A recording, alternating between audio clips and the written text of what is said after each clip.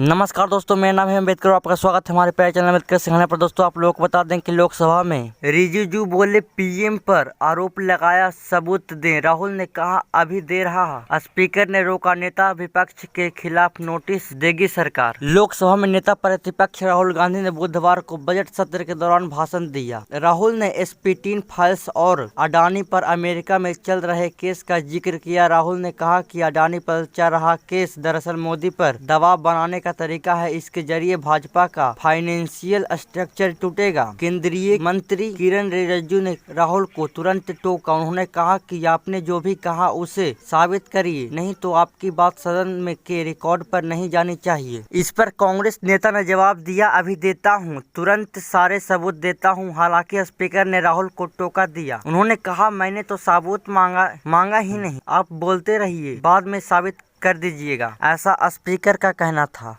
कांग्रेस सांसद राहुल गांधी बोले, मैं जानता हूं कि प्रधानमंत्री ने भारत को क्यों बेचा, क्योंकि ट्रंप उनका गलत दबा रहे हैं। उन्होंने उनकी गर्दन पकड़ रखी है। हम प्रधानमंत्री की आंखों में डर साफ देख सकते हैं। राहुल गांधी के भाषण की 5 खास बातें जान लेते हैं। पहला, आपने केंद्र सरकार भारत को बेच दिया है। आपने हमारी माँ भारत माता को बेच दिया है। अब अमेरिका तय करेगा हम किससे तेल खरीदेंगे। हमारा फैसला प्रधानमंत्री अब नहीं कर सकेंगे। दूसरी बात, राहुल गांधी ने कहा कि पॉलिटिकल टकराव बढ़ रही है, यह युद्ध का दौर है। गाजा यूक्रेन को देख लीजिए, ऑपरेशन सिंदूर भी चल रहा है। भारत की सभी IT कंपनियां संघर्ष कर रही है। तीसरी बात जान लेते हैं कि अनिल अंबानी को जेल क्यों नहीं हुई, क्योंकि उनका नाम SP-3 फाइल में है। मैं जानता हूं कि उनको SP-3 से किसने मिलवाया था। हरदीप पुरी भी जानते हैं किसने मिलवाया। चौथी मुख्य बातें जान लेते हैं कि अमेरिका और चीन की नज़र भारत के डेटा पर है। AI के दौर में डेटा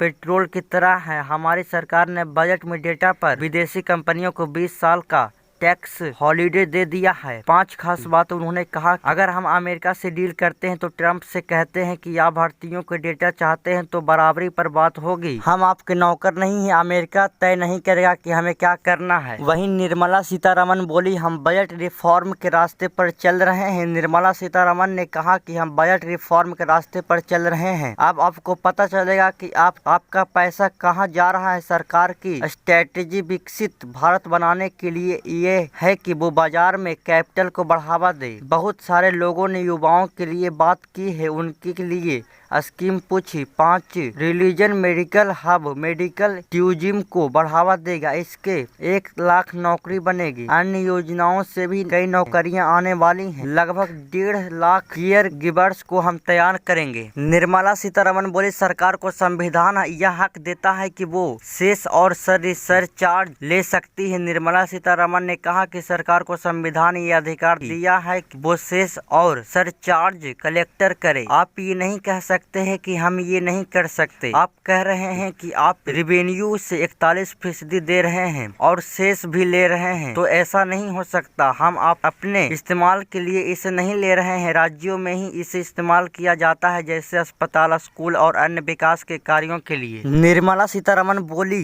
क्रेडिट की कोई कमी नहीं है, राज्यों को पैसा दिया जा रहा है। निर्मला सीतारमण ने बजट पर चर्चा के दौरान संसद में कहा कि सभी राज्यों का ग्रांट भी बढ़ाया गया है। 17.1 लाख करोड़ राज्यों को दिया जाएगा। वित्त मंत्री ने कहा छोटे उद्योगों के लिए भी क्रेडिट बढ़ाया गया है, जिससे उन्हें व्यापार करने में आसानी हो। क्रेडिट की कोई कमी नहीं है। बार बार कहा जाता है कि राज्यों को पैसा नहीं दिया जा रहा है, तो ऐसा नहीं है। वित्त मंत्री ने कहा कि फाइनेंस कमीशन ने कहा कि सेंटर से जो पैसा राज्यों को जाता है वो केंद्र की ओर से सही तरीके से आ गया है, इस पर शक करने की जरूरत नहीं है। निर्मला सीतारमण बोली, MSME ही नहीं, पुराने बिजनेस को भी बढ़ावा दिया जाएगा। निर्मला सीतारमण ने कहा फिशरीज और एनिमल हस्बेंड्री को बढ़ावा देने के लिए सरकार प्रतिबद्ध है। इससे किसानों और इसके लिए काम करने वाले को फायदा मिलेगा। उन्होंने कहा कि केवल MSME ही नहीं, पुराने बिजनेस को भी बढ़ावा देने के लिए सरकार का जोर है। निर्मला सीतारमण बोली, मेडिकल टूरिज्म से लेकर मेडिकल एजुकेशन को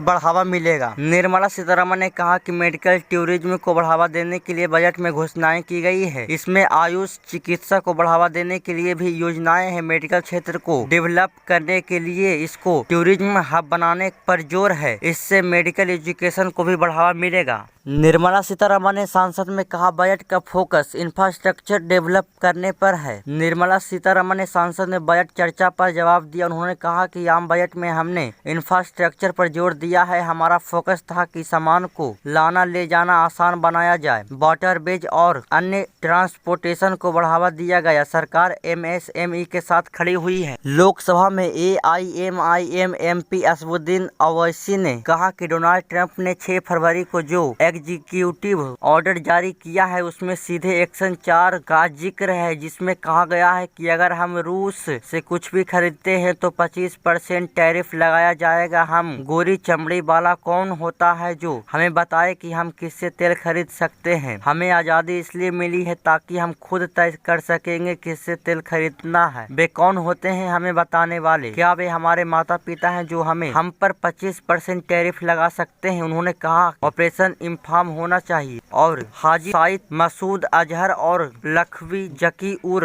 रहमान को भारत लाया जाना चाहिए। अश्वनी वैष्णव प्रहलाद जोशी से राहुल बोले, आइए मीडिया के साथ बात कर सकते हैं। सांसद के बाद बुधवार को रेल मंत्री अश्वनी वैष्णव और केंद्रीय मंत्री प्रहलाद जोशी मीडिया से बात कर रहे थे, तभी पीछे से राहुल गांधी आए और कहा कि आइए मीडिया के साथ बात कर सकते हैं। मीडिया में दिखता है कि राहुल के आते ही दोनों मंत्री वहां से चले जाते हैं। हरदीप सिंह पुरी ने कहा कि मैं आपको याद दिलाना चाहता हूं कि आज पार्लियामेंट सेशन के दौरान मेरा नाम कहीं और हुए कुछ डेवलपमेंट्स के बारे में लिया गया था। Epstein फाइल मैं बस कुछ जानकारी शेयर करना चाहता हूं। मैं यह साफ करना चाहता हूं कि ये सभी फैक्ट्स पब्लिक है। 3 मिलियन ईमेल जारी किए गए हैं जो मई 2009 से लेकर जब मैं न्यूयॉर्क में UN में इंडिया का एम्बेसडर बना था और 2017 में मिनिस्टर बनने तय के समय को कवर करते हैं। इस दौरान सिर्फ 3 या 4 मीटिंग का जिक्र है और मेरी बातचीत पूरी तरीके से प्रोफेशनल थी, जो इंडिपेंडेंट कमीशन ऑन मल्टीलेटरलिज्म और दूसरे इंटरनेशनल कामों से जुड़ी थी। राहुल के आरोप पर हरदीप सिंह पुरी ने प्रेस कॉन्फ्रेंस की। उन्होंने कहा कि राहुल को बेबुनियाद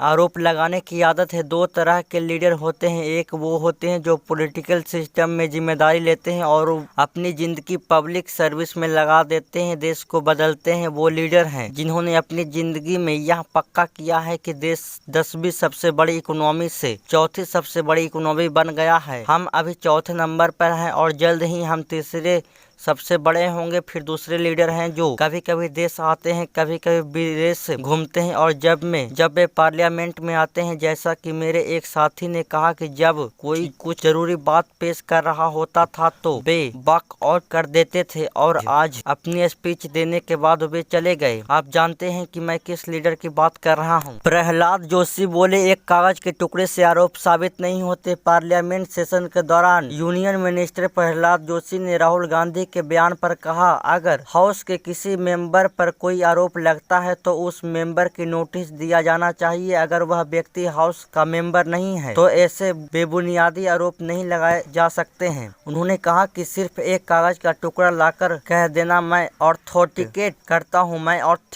करता हूँ, इससे वह ऑथेंटिकेट नहीं हो जाता। उन्हें यह समझना चाहिए, उन्हें ऑथेंटिकेशन का मतलब या नियम भी नहीं पता, इसलिए वह कुछ भी कहते हैं। किरेन रिजिजू बोले, हम राहुल गांधी के खिलाफ प्रिविलेज नोटिस लाएंगे। केंद्रीय संसदीय मामलों के मंत्री किरेन रिजिजू ने कहा, हम सांसद सदन को गुमराह करने और बेबुनियादी बयान देने के लिए राहुल गांधी के खिलाफ प्रिविलेज नोटिस फाइल करने जा रहे हैं। लोकसभा और राज्यसभा में प्रोसीजर और कंडक्टर ऑफ बिजनेस के बहुत साफ नियम है। जब कोई सदस्य दूसरे सदस्य पर गंभीर आरोप लगाना चाहता है तो आपको नोटिस देना होगा और आरोप को साबित भी करना होगा। उन्होंने कहा कि मैंने रिक्वेस्ट की है कि राहुल गांधी को सदन में बुलाया जाए ताकि वे अपनी बातों को साबित कर सके। राहुल गांधी ने सरकार और प्रधानमंत्री पर बेकार और झूठे आरोप लगाए हैं, यह कहते हुए कि प्रधानमंत्री ने भारत और भारतीय हितों को बेच दिया है। किस आधार पर? उन्होंने बिना कोई नोटिस दिए हरदीप सिंह पुरी पर गंभीर आरोप लगाया है। तो दोस्तों आज के बस इतना ही। धन्यवाद।